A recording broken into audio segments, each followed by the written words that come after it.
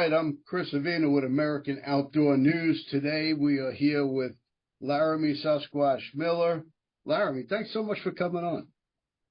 Man, it's my pleasure. I always love to talk to you. We've been friends for a long time, so. Yeah, Hey. haven't seen you in a while. You know, COVID kind of put a wrinkle in everything, and just playing catch up with everybody. Oh, I'm telling you. And then now they're looking like they're trying to bring it back. I don't think that's going to work very well, but hey. Yeah, I'm not going to comply with that. Yeah, no. Now, you, since I last saw you, I know you were in the process of starting at that time, Last of a Breed, and then you started the trail. How's everything going with the show? Man, I tell you what. So I had this harebrained idea because I like to put myself through pain, I guess. But, the trail was kind of a baby of mine there for a while, and I always thought it'd be so cool because you see, you got all these TV shows, you got Alone, you got all this stuff that has been big. And so I'm sitting there, me as like a modern day mountain man, and I always try to put myself in the early 1800s. Uh-huh. And so I'm like, well, I'm going to take off with a horse and nothing. A horse, a longbow, knife, hatchet, sleeping bag. Let's go. And, Wow.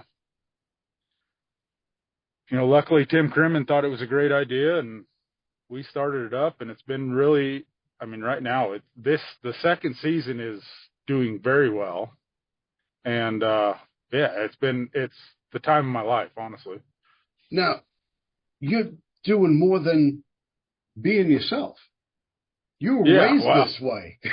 I was raised this way, but I'll tell you what people don't realize is, so the first season I lost 37 pounds. Wow. Yeah. And I'm a big guy, so I can afford to lose a little bit, but not, 37 pounds is a lot, but you don't realize what it takes when you don't have that mountain house, or you don't have that, those potatoes to go to, or, some sort of, you have to get everything yourself. You have to go out there and you're cutting wood constantly, especially it gets cold. That just makes everything 5 times harder. Sure.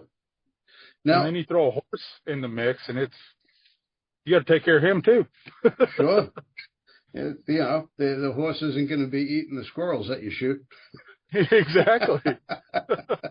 When there's 2 foot of snow down, what do you do for your horse? Wow. When the water's frozen over, yeah, like season 1, which is already aired and it's on MOTV and everything else. But season 1, I had a freak snowstorm come through, and it dropped 2 foot on us, and I was having to literally melt water down for my horse because the water was all frozen. Wow. And me. And find food for both of us. It was, that was why I lost 37 pounds. But the second season I did a lot better. I only lost 24. So. Yeah, but you're constant motion. Mm-hmm.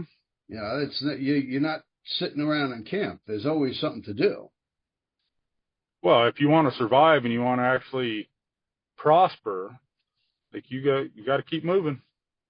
Now, let's take a little bit of a step back here. Your whole family were mountain men. Your grandfather, your father, he passed it down to you. So you were raised out in the bush. I was very lucky. So, my grandpa, everybody calls him the modern day John Wayne because he's just one of them old salty cowboys. Bless his heart, he's still alive, but he can't do what he used to anymore. But, he kind of instilled it all in us.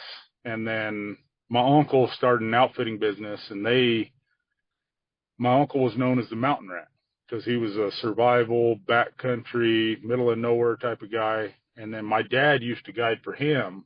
So that uncle and my mom, her brother and sister, my dad used to guide for him. And so I was raised in the backcountry. The first time I went in the backcountry on my own horse, I was 7 years old. Wow. Yeah. So that's bold. been doing it for a long time. And, there's so many things that can happen back there. And, just all the lessons learned and the hard work. I'm so thankful for that lifestyle growing up. So you're a real outdoorsman. Me compared to you, I'm an outdoor enthusiast. I didn't have a choice. That's my thing, is I didn't have a choice.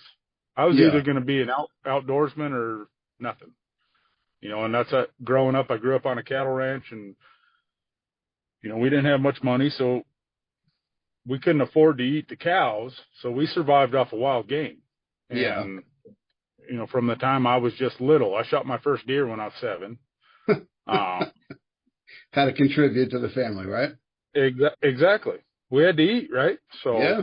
It's, but I wouldn't change anything. It's been an awesome way of growing up. You look at all these kids now today, and you look at the way the world and country and everything, the way everybody thinks, they don't realize how tough it is. That food on their plate, how hard it is to get it. Sure. Everybody thinks you can buy everything. Well, when it comes down to brass tacks, guess what? Money ain't gonna be well. It don't mean a thing. Turns things around. Yeah. It could help you light a fire. Well, true. Exactly. You might have to use it that way sometime here soon. So how does everything you learned growing up, how does that translate to TV? How did that come about? It's the old adage, right place at the right time, right? So I grew up that way, and then I went the football route, and I played football for quite a few years. Got hurt really bad, so that kind of ended my football career, because my whole mindset was, I want to be able to pull a bow back and walk when I'm 40, which I'm 40 now. So it's like, I'm really glad I did that. But, so I took off, went back into guiding, and, I was guiding and helping run an outfitting business, and old Trevor Gowdy sent a crew down to film a show with us, an elk hunting show. I got lucky and called this bull in there's no way I should have called him in. He was a mile away. And I just started hammering on the calls. Here he comes right in. They shot him at 35 yards, made great TV. Didn't think nothing of it. 2 weeks later, Trevor calls me. And, it's funny. If anybody knows Trevor Gowdy, he's a salesman. I love the guy to death, but he's a salesman. His first words, he introduced himself, and he's like, "Laramy, I have an offer I hope you can't refuse." I said, "Really? What's that?" I'm a 23-year-old kid, don't know anything. And I said, "Really? What's that?" He said, "I want you to come take over as my co-host." At that time, it was Quest for the One. And then he said, "I really would like to try to get you your own TV show." Wow. I was like, never thought of getting into. My uncles did TV. They did VHS. They sold them in Walmart. They were very successful. They passed away in a plane crash in 1998. Oh, wow. Or 1995. 1995. And so I kind of had an idea about it. And in my mind, I'm like, I want to follow their footsteps. I kind of want to do that. But I never imagined it going where it's gone. And, I owe it all to Trevor for finding me and, kind of changing my mind to put me there. But right place at the right time. And I got lucky. Called that bull in from a long ways. A lot of hard work, though. Yep. That's the one thing, being in this industry, I've been in it, 17 years now? And you have people all the time. How do I get into hunting? How do I get my own TV show? How do I do this? And you got to have something different. Yeah. And there's no other show like yours. Nothing. No. And that's what I prided myself on is, I'm unique. You can like it, you can hate it, but I'm different. Yeah. And I'm going to keep being different. And that's just me. Now, being out in the brush or the bush for extended periods of time with just you and I guess a cameraman, I mean, anything could happen. In fact, you had a incident, I guess it was during Mountain Man show. Yeah. Yep, that one? Yeah. Yeah, I mean, it's crazy. Anything can happen out there, and I preach to people. I've been handling a gun since I was 3 years old. And, it was a freak accident. Blew my finger off, but you know what? It saved my life. Because my appendix ruptured 2 days later. Oh, wow. And if I wasn't close to a hospital, it took me 18 hours to get out with a blown off finger. If it took me 18 hours with a ruptured appendix, I'd have been dead. Yeah, you wouldn't have made it. No way. Nope. You let Lewis and Clark. Lewis and Clark went that whole way from St. Louis all the way to the Oregon coast. They lost one guy. You know what he died of? Ruptured appendix. No kidding. Yep. Unbelievable. It is. So, I mean, you must come across everything while you're out there. I mean, predators, everything. Oh, man. I've had when the camera's not rolling, is some of the best story footage ever, because I've had so many close encounters, with grizzly bears and wolves, and that's what keeps me going, though. That's what keeps me alive, because I love that, the thought of, man, it's you against everything. Yeah. Because it is that way out there a lot. And your mindset, you watch Alone. You got all these guys, and 90% of them tap out. They can have all the skills in the world. Mm-hmm. 90% of them tap out because of their mind.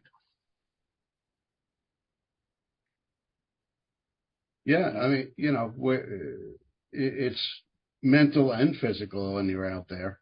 I mean, I saw a movie with, there was a plane crash and they were stuck in the forest, and they asked, he said, you know what people die of? They die of shame. Yep.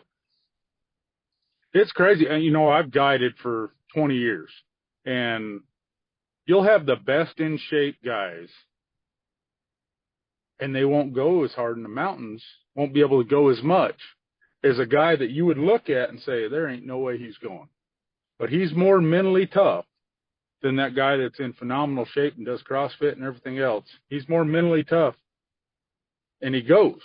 Mm-hmm. It's crazy how your mind plays such a factor. Like when I'm back there on the trail, if you start thinking negative at all, it's a spiral. You're just going to go downhill.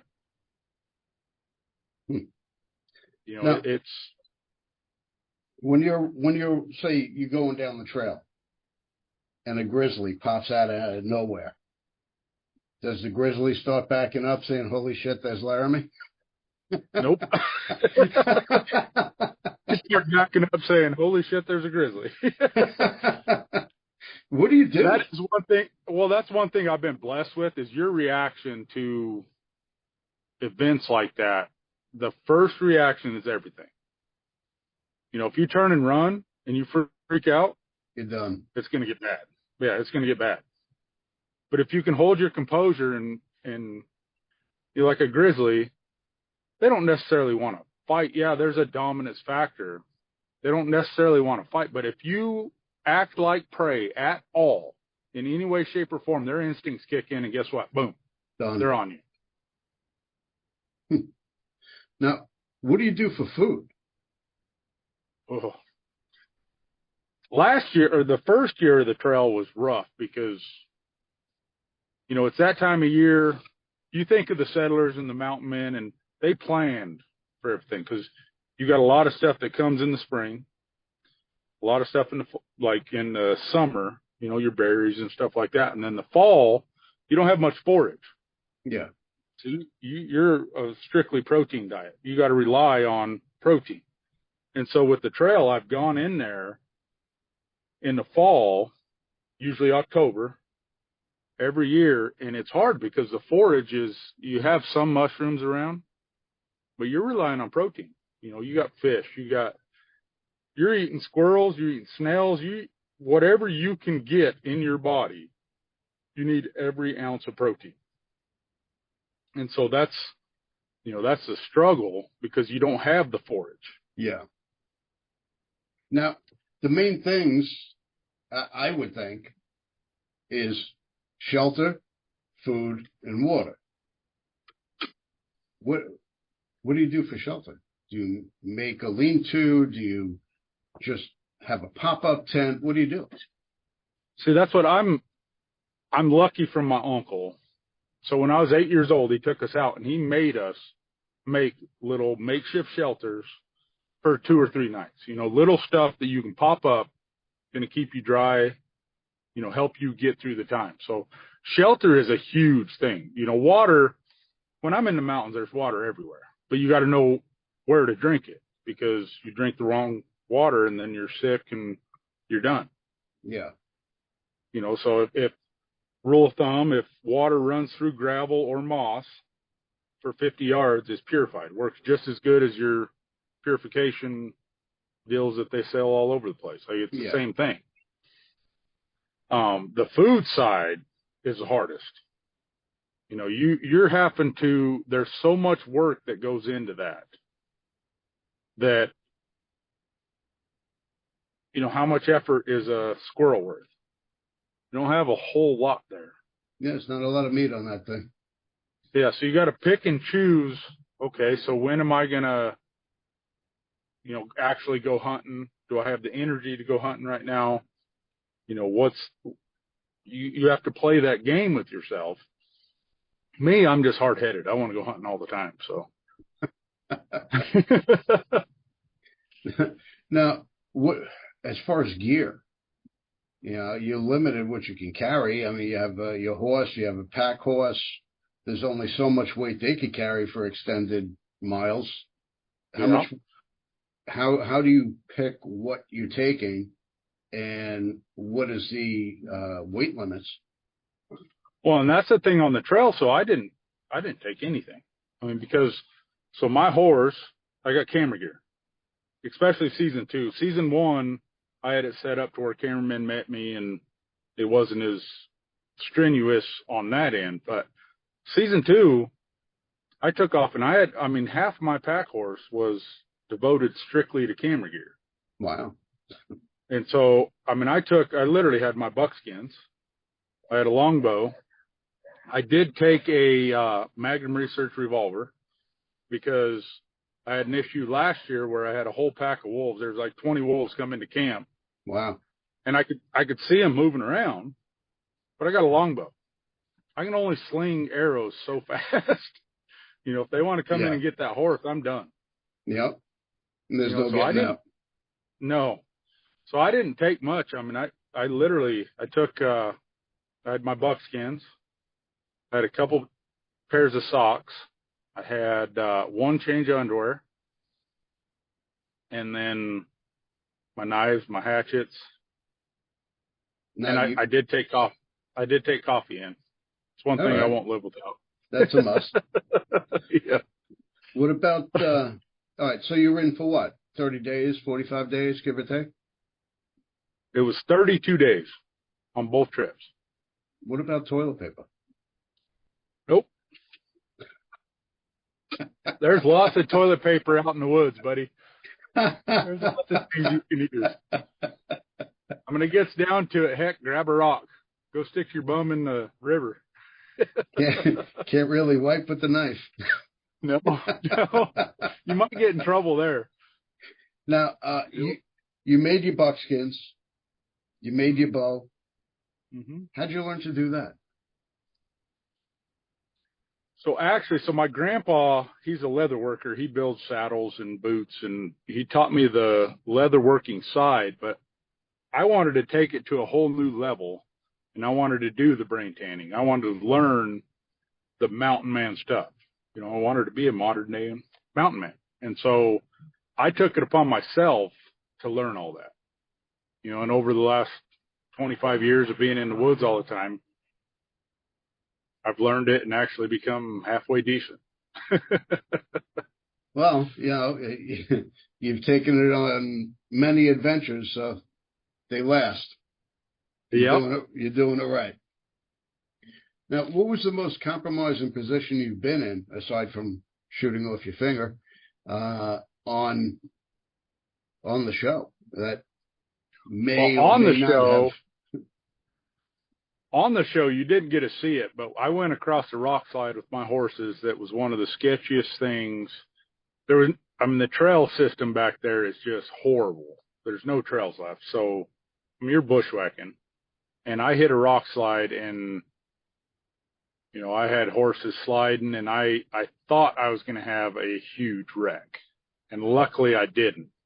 That was probably the most harebrained, scary experience I had. But man, over the years, I rode up on a grizzly bear with 2 cubs one time that charged my horse, and all I could think, I just kicked my horse. Let's go. I don't want you to think, just go. You're bigger than he is. And luckily, the mama bear ran off the trail.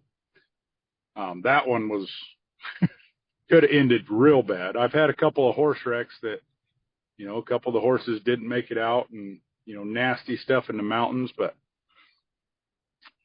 I look back, I couldn't name just one. I've had a lot of different just oh man moments, oh shit moments that you're like, ooh, I don't know how I made it out of that, but I did.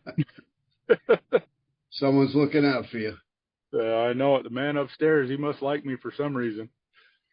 Now, you have a new project that you're working on. Mm-hmm. That is an outdoorsman tough man competition. Tell me about that. Yeah, so you look and you got all these competitions nowadays, these hunting competitions, and they're all phased around smaller guys that can run for days. I'll go days in the mountains. I'll go hike with the best of them, but I'm not going to run. That's not me. Yeah. I'm 6'6", 275 pounds. I'm not going to run. But when you need a 350-pound bear packed out, or you need to throw a moose quarter in a pack box, and you're by yourself.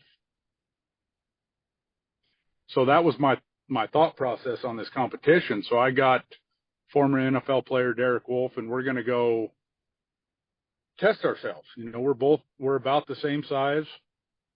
Both have that football background, and we're hardcore mountain hunters. So let's go see. It's going to be like the strongman of outdoor competitions.